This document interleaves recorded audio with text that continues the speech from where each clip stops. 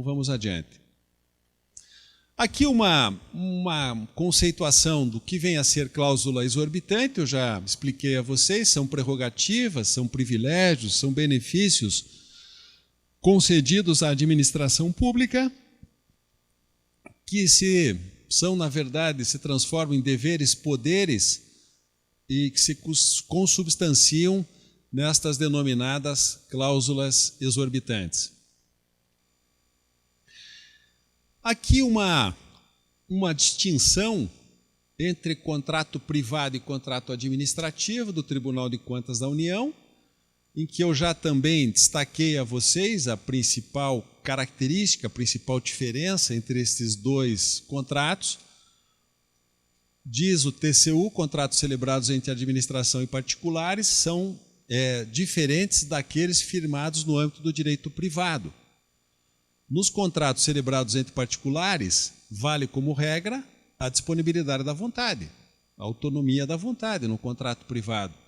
Naqueles contratos administrativos, em que a administração pública é parte, deve existir a constante busca pela plena realização do interesse público. Nos contratos administrativos, as partes não sejam colocadas em situação de igualdade. No contrato administrativo, em razão das cláusulas exorbitantes e dos privilégios e benefícios que a administração pública tem em relação ao particular, no contrato administrativo, a administração pública, como ela tem supremacia de poder em relação ao particular, ela não está em pé de igualdade com o particular. No contrato privado, ela está em pé de igualdade com o particular.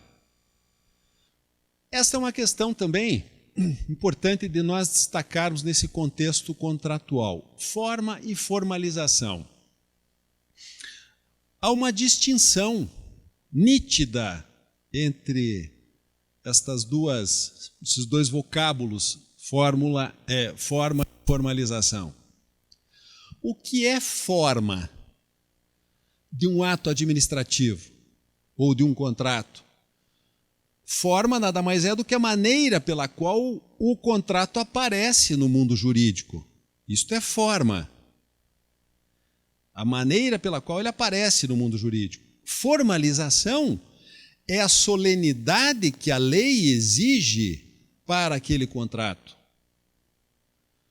Então, tomemos primeiramente um exemplo mais simples. O ato do presidente Ivan Bonilha, que nomeia a comissão de licitação. Ou o ato do presidente Ivan Bonilha, que nomeia um diretor aqui do Tribunal de Contas. Qual é a forma deste ato? E qual é a formalização do ato? A forma sempre será escrita. É a maneira pela qual o ato aparece no mundo jurídico, a forma escrita. A formalização do ato se dá de que maneira? Portaria, se eu não me engano, não é? De nomeação de um diretor ou de designação da comissão de licitação. A formalização é a portaria. E assim se passa no mundo dos contratos administrativos, meus caros. A forma dos nossos contratos sempre será escrita. A lei diz que o contrato verbal, salvo de pequenas compras de pronto pagamento, ele é nulo. É vedado o contrato verbal. Não existe contrato verbal, à exceção, ali posta na lei, que é aquela ali, salvo os contratos feitos para pequenas compras sob o regime de pronto pagamento. E a formalização dos nossos contratos se dá de que maneira? Está na nossa lei paranaense, será feita por meio de instrumento de contrato. O que é instrumento de contrato? É aquele contrato escrito, em que nós colocamos lá, contrato de prestação de serviço de limpeza número tal, contratante, Tribunal de Contas, contratado, empresa X, o objeto, as condições, o prazo, rescisão, sanções, etc. O contrato escrito com todas as suas cláusulas. Isto é instrumento de contrato. A carta-contrato é algo mais abreviado, mais resumido do que o instrumento de contrato. a nota de empenho, a autorização de compra ou ordem de execução de serviço ou ordem de fornecimento. Então, ali nós temos as espécies de formalização para os nossos contratos, aqui do tribunal ou de qualquer entidade da administração pública. Os contratos podem ser formalizados mediante um daqueles instrumentos ali indicados na nossa Lei 15.608. Depois nós vamos analisar em que situações o contrato... é agora. Obrigatoriedade e dispensa do termo contratual. Então diz a nossa lei estadual o seguinte, que aquele contrato escrito, com todas as suas cláusulas, partes, sanções, hipóteses de rescisão, etc., o contrato escrito, ele é obrigatório nos casos precedidos de licitação ou contratação direta, e aí vem a lei e diz, em que exija a obrigação futura do contratado não garantida por cláusula de assistência técnica ou certificado de garantia do fabricante. Que o objeto seja a manutenção de equipamentos, bens e instalações da administração pública. Que o objeto seja serviços de informática não comuns. Que o objeto seja a concessão ou permissão de uso de bens e que tenha vigência superior a 12 meses e que exista cláusula de reversão de doação, ou de bens. Ou ainda tem mais uma hipótese ali, em qualquer caso, quando exigida a garantia. Então está aqui, nestas hipóteses, o nosso contrato escrito, aquele contrato com todas as cláusulas, etc., é obrigatório. Vamos chamar a atenção dos colegas, primeiro, especialmente para a letra A deste nosso dispositivo da lei. Eu já percebi que a situação retratada na letra A suscita dúvidas, muitas vezes, por parte do aplicador do direito. Por exemplo, suponhamos que a administração pública licite a aquisição de veículos, 10 veículos, para entrega imediata e integral, mas que o edital da licitação tenha exigido a garantia de 3 anos ou 20 mil quilômetros. A dúvida é, neste caso, nesta situação hipotética, o contrato escrito é obrigatório ou não é? A entrega é imediata e integral. Porém, exigiu-se no edital da licitação uma garantia para aqueles veículos de 3 mil quilômetros ou 3 anos ou 20 mil quilômetros. O contrato escrito é obrigatório ou não? Não é. A própria lei é clara nesse sentido. Existe obrigação futura, mas ela está garantida por cláusula de assistência técnica e certificado de garantia do fabricante. Então aí não há necessidade alguma de se formalizar um contrato escrito com o vencedor da licitação. E como se daria a formalização? Porque é uma relação jurídica contratual. Ainda que eu esteja comprando 10 veículos para entrega imediata e integral, nós estamos contratando a aquisição daqueles veículos. E temos que formalizar aquela contratação de alguma maneira. Como se dará essa formalização? Substituindo aquele contrato escrito por uma nota de empenho, por uma ordem de fornecimento, por uma carta-contrato ou qualquer outro instrumento equivalente. Com relação às demais hipóteses aqui, em que se exige contrato escrito, eu não vejo grandes dificuldades. Depois, se vocês tiverem qualquer dúvida, nós podemos discuti-las com vocês. Ainda, a lei diz que nós podemos formalizar a nossa contratação por meio de uma carta-contrato, nota de empenho de despesa, aquisição de compra, ordem de execução de serviço, aditivo contratual, quando houver alteração de preço, prazo ou objeto, ou ata de registro de preços, e aqui eu preciso fazer uma crítica ao legislador paranaense.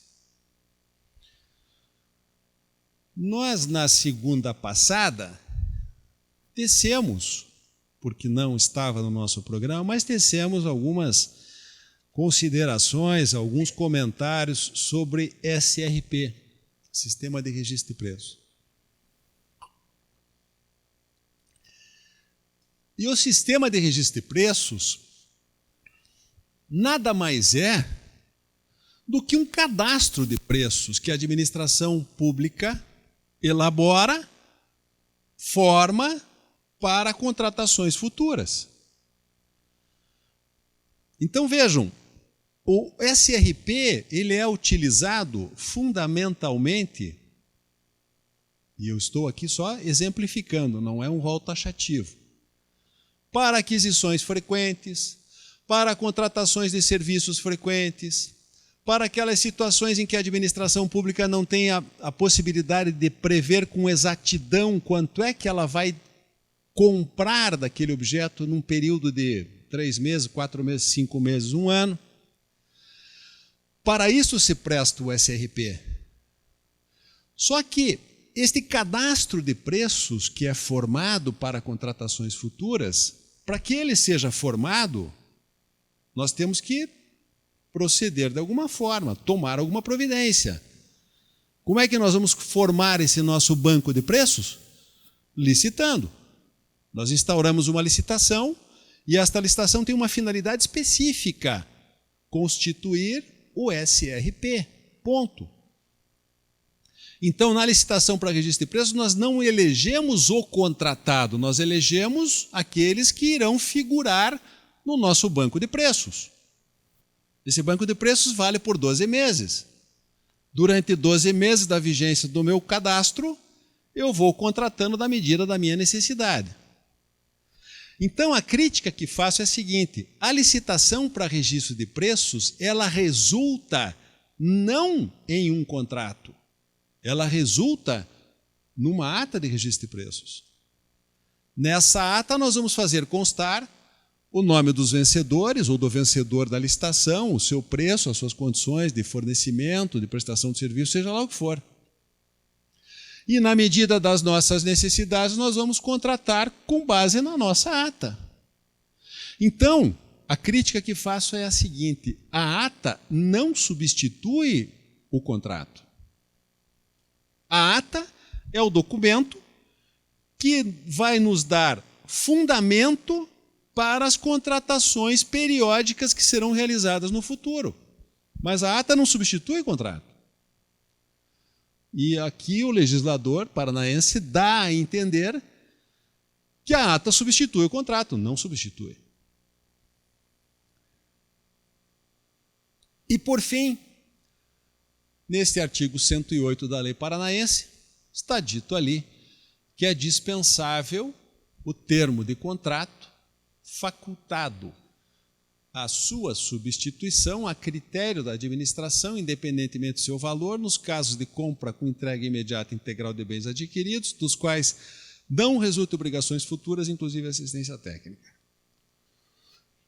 É a mesma disposição que temos na Lei Federal 8666. Mesmíssima disposição. Então, meus caros, estas são as hipóteses em que o instrumento de contrato, o contrato escrito é obrigatório, inciso 1 do artigo 108, e as outras hipóteses do inciso 2 e 3, que devem ser interpretadas também de forma conjunta com o parágrafo 1º do 108, são as hipóteses em que nós podemos deixar de celebrar o contrato escrito e celebrar, formalizar a contratação por outro instrumento qualquer. E aqui, como nós estamos falando de formalização dos nossos contratos, é importantíssimo também, e esta é uma dúvida recorrente, e eu percebo também erros recorrentes que são cometidos com relação ao que eu vou falar agora. É importante dizer que não é qualquer alteração de contrato que demanda um termo aditivo. Aquelas alterações mais simples, muitas vezes, não precisam ser formalizadas por meio de termos aditivos aos contratos. Observem, por exemplo, esta situação do parágrafo 3º, as situações do parágrafo 3º do 108, em que está dito ali: independem de termo aditivo contratual, podendo ser feita a formalização por simples apostila, alteração da indicação do recurso orçamentário ou adicional custeador da despesa, sem modificação dos respectivos valores, reajustamento de preço previsto no edital e no contrato, bem como atualizações, compensações, penalizações financeiras decorrentes das condições de pagamento. A questão é muito simples. Vamos tomar um exemplo em que eu percebo muitas vezes que erros são cometidos. Reajuste de preços. O reajuste de preço não precisa ser formalizado por termo aditivo. Mas eu estou falando de reajuste de preço. E quando eu falo de reajuste de preços, isso daqui a pouco nós vamos esmiuçar com vocês. Quando eu falo de reajuste de preços, eu estou falando na cláusula contratual que cuidou do reajuste de preços, que estabeleceu a periodicidade mínima para o reajuste, que escolheu um índice econômico para fins de reajuste. Ora, se eu previamente, já lá na licitação, na minuta do meu contrato, disse que aquele serviço será reajustado a cada 12 meses, com base na variação do INPC, IGPM, IAPTEC, seja lá o que for o índice, no aniversário do reajuste, não preciso fazer aditivo algum. Como é que eu formalizo isto? Por simples apostila. E o que é apostilamento? Algo muitíssimo simples. É um mero registro contábil que pode ser feito no verso da última folha do meu contrato ou, se preferirem, pode ser juntada uma folha nova à última do meu contrato, em que se ateste, o financeiro ou o departamento de contabilidade lá, se ateste que a partir de 1º de setembro, aquele meu contrato passa de R$100 mil mensais a R$105 mil mensais, em razão da variação do índice econômico que eu escolhi nos últimos 12 meses. Ponto, resolvi o problema. A apostila é isso, meus caros. Algo muitíssimo simples. Olhem a definição aqui posta do Tribunal de Contas da União. É a anotação ou registro administrativo que pode ser feita no termo de contrato ou nos demais instrumentos hábeis que o substituem, normalmente no verso da última página, ou com a juntada por meio de outro documento ou termo de contrato aos demais instrumentos hábeis. Resolvo o problema, formalizo esta alteração do meu contrato, porque é uma alteração do contrato. O reajustamento é uma alteração de contrato. E aqui só uma representação gráfica que faço a vocês. Uma licitação, ela resulta em um contrato, uma licitação comum, não uma licitação para registro de preço. Uma licitação comum resulta num contrato. Este contrato pode ser formalizado por meio de um destes instrumentos aqui. Instrumento de contrato, carta-contrato, nota de empenho de despesa, autorização de compra, ordem de execução de serviço, etc. Muito bem. Prazos e duração dos nossos contratos administrativos. Nós temos, primeiramente, uma regra geral. Esta regra geral está posta ali no artigo 103 da Lei Paranaense. E o que diz o artigo 103? que a duração dos contratos administrativos fica adstrita à vigência dos respectivos créditos orçamentários. Então, esta é a regra geral para a duração dos contratos administrativos. Suponhamos, então, hipoteticamente, que hoje, dia 19 de agosto, uma entidade pública qualquer assine um contrato. Pela regra geral, qual seria a duração desse contrato? Até 31 de dezembro. Então, pela regra geral, o contrato não pode extrapolar o exercício financeiro. Não pode extrapolar o exercício financeiro porque, pela regra geral, a duração máxima dele tem que coincidir com a vigência do crédito orçamentário. O crédito orçamentário se extingue em 31 de dezembro. Acabou a conversa. Porém, meus amigos, a toda boa regra, nós temos exceções. E as exceções estão contempladas nestes 3 incisos. O primeiro deles, muito fácil de nós interpretarmos e aplicarmos o direito ao caso concreto. Aqueles projetos, aqueles objetos contratados que estejam contemplados no PPA, estes contratos podem ter suas durações ultra exercício financeiro. Pode ultrapassar o exercício financeiro. Então, suponhamos que hoje uma entidade pública qualquer, um município público, município tenha instaurado uma licitação para edificação de uma obra. Se esta obra estiver contemplada no PPA, o contrato desta obra pode ultrapassar o exercício financeiro. Então, a primeira exceção não apresenta grandes dificuldades. A segunda exceção contempla alguns comentários mais demorados.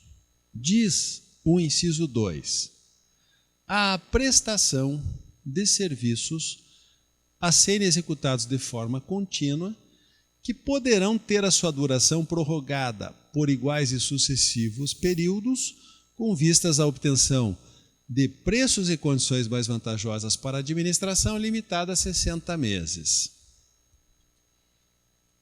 Primeira questão que eu gostaria de discutir com os colegas é a seguinte: o que é um serviço contínuo?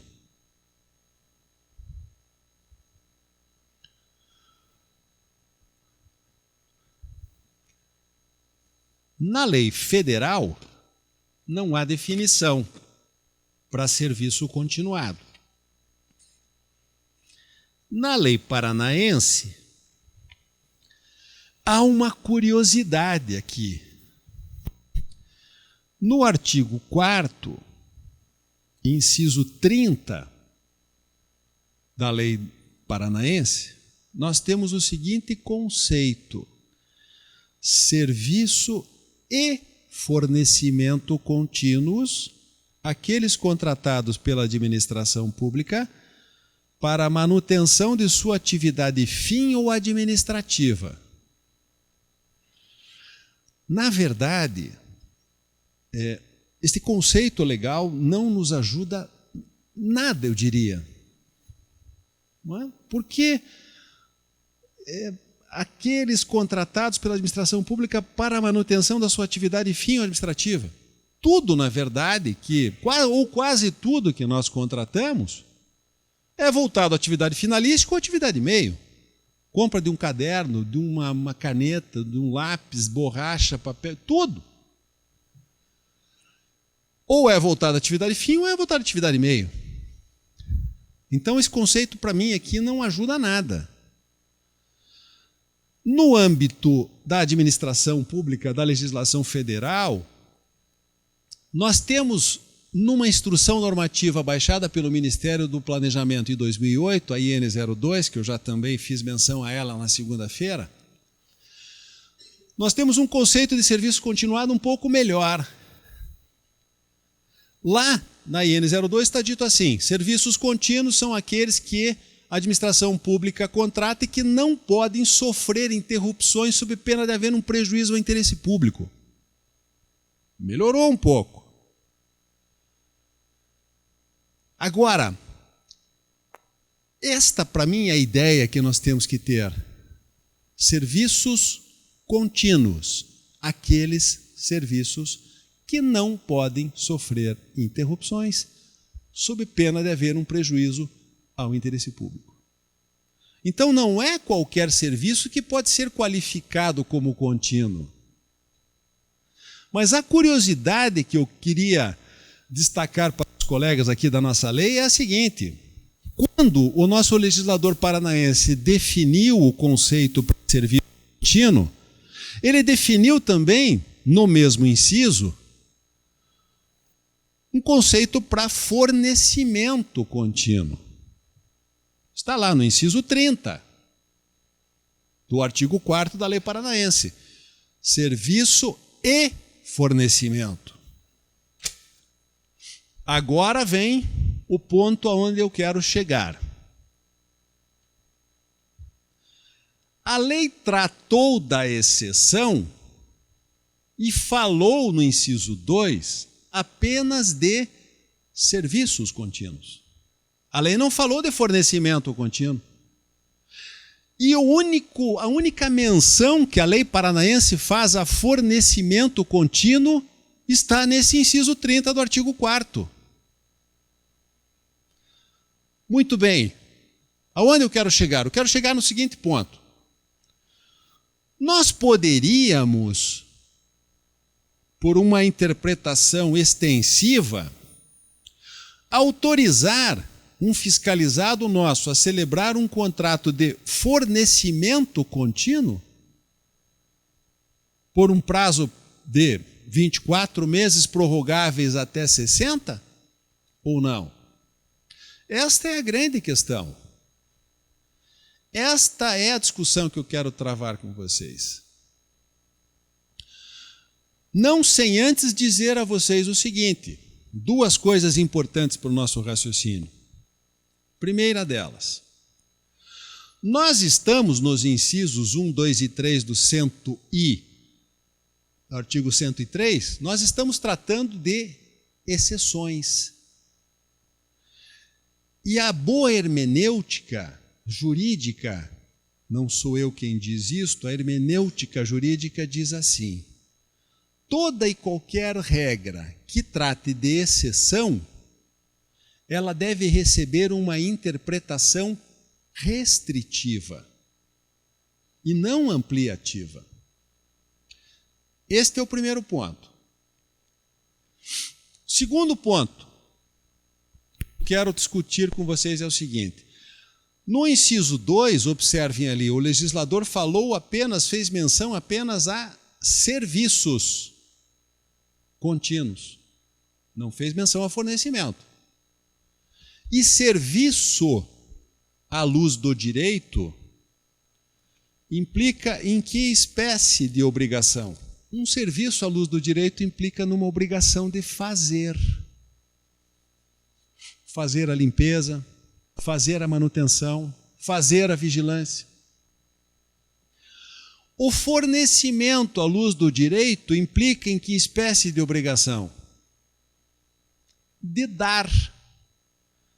Dar a cadeira, o computador, o material de expediente que nós licitamos. Então, vejam, à luz do direito, as obrigações são muito distintas. Um terceiro elemento que eu quero agregar a esse nosso raciocínio. Será que no seio da administração pública brasileira nós não podemos constatar nitidamente algumas situações que não dizem respeito a serviços, mas sim a fornecimentos, e que, sem dúvida alguma, aqueles fornecimentos podem ser qualificados como contínuos e que, por conta disso, não podem sofrer interrupções nas suas contratações? Será que não existe? eu consigo enxergar pelo menos 3. Facilmente. Fornecimento, meu caro Kielce, de combustível para a frota de veículos da Polícia Militar do Estado. Não é serviço, é fornecimento. Pode sofrer interrupção? Não. Sob pena de haver um prejuízo ao interesse público. E é fornecimento. Fornecimento de merenda escolar. É contínuo, eu não tenho dúvida alguma disso. E é fornecimento. Não pode sofrer interrupções. Fornecimento para alimentação para presidiários. Pode sofrer interrupções? Pode. Quer dizer, não pode. Não pode. E é contínuo. E aí, meus amigos? Como resolver isto? Vamos fazer intervalo para o café, na volta nós discutimos com vocês.